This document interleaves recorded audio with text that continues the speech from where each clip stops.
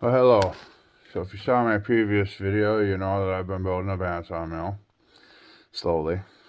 But today I worked on it a little bit more. I didn't get everything exactly the way I wanted it because of the material I had on hand, but I think it's going to work out anyways.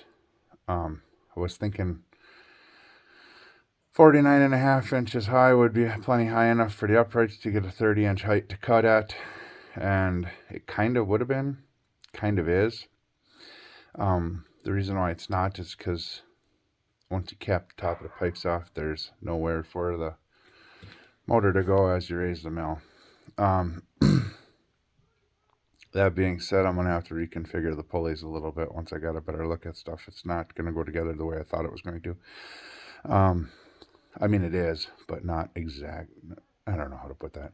The motor spins backwards the way I thought it did. So for the side I want the drive pulley to be on, I have to flip the motor around, which means I need to put the drive pulley on the front, which is fine. It's just a matter of, I'll show you. So here's where I'm at. Sorry about my messy ass garage. A lot of projects going on and a lot of mess. Anyway,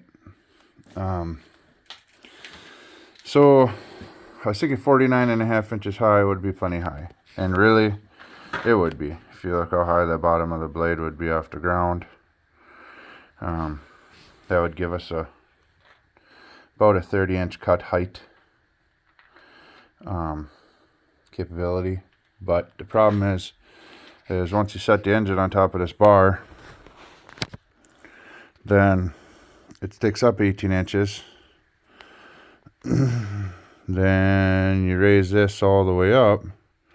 There's nowhere for the motor to go at 49.5 inches. That's all the tubing I had like that. I don't have anymore.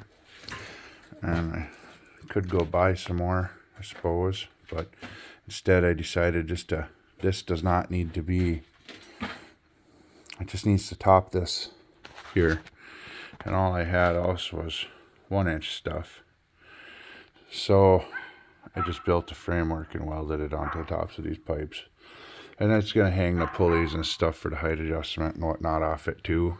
But really, it'll be plenty strong, especially once I put some supports up from the bottom there and bring them up to this pipe. We'll have plenty of, it'll be plenty good. So,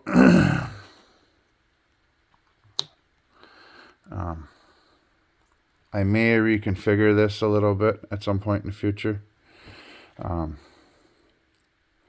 I was thinking originally is if I brought something up to here and down to the bottom, then ran a piece of cross back here, I probably wouldn't have to cap the top of this, but this still leaves me with, then the pulley's only this high, and this, now that I extended this, I could raise this up so the top of this, say 6 inches, was within here.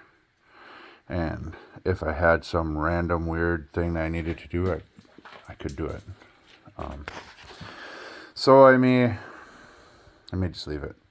I was talking about the engine rotation is this wheel needs to spin that way, so it's pulling the blade through the wood. You don't want to try to push the blade through the wood because it'll buckle. So the engine, if I mount it on there and hook it to this pulley where it is now, this will spin this way, and that's exactly what it'll do, is it'll push the blade through the wood, and that'll leave the blade always able to kink here. Now I put some thought into that. I don't know, that's what I hear. I don't know how true that is, because you know the blade's a single loop, and once it's tensioned, it's going to be pulling it from here then. But I'll just go with the common wisdom that the board is the load, and since the board you're cutting is the load, that'll give it the possibility that it could kink there, and we don't want to do that. So what I'm going to do is I'm going to have to take this pulley off here, and I'm going to put it right inside this one and move this whole shaft forward. And I'm going to just slide this shaft forward then. Which I wanted to have the bearing block be there So I might have to put a spacer on this shaft so that this can't slide back really. I mean, even within the bearings there's a little bit of play, but once they're bolted tight, I don't think there will be. So that's where we're at on it at the moment.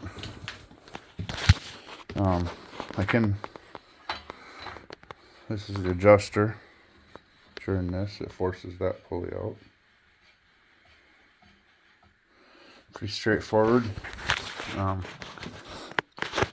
think I'm just gonna have some ideas for future projects on this, but right now I just want to get it going as a manual mill, and that's what we're up to. So got quite a bit of work to do yet. Got to build motor mount and battery box. It's an electric start motor, and that is one feature that I refuse to go without. And I need a battery box for the future projects anyways.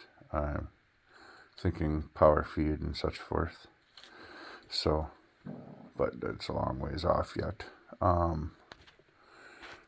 This is that pontoon trailer I was telling you guys about in the previous video.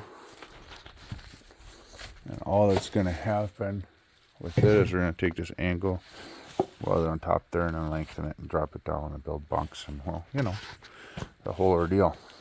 So that's what we've got going on anyways. So there you are.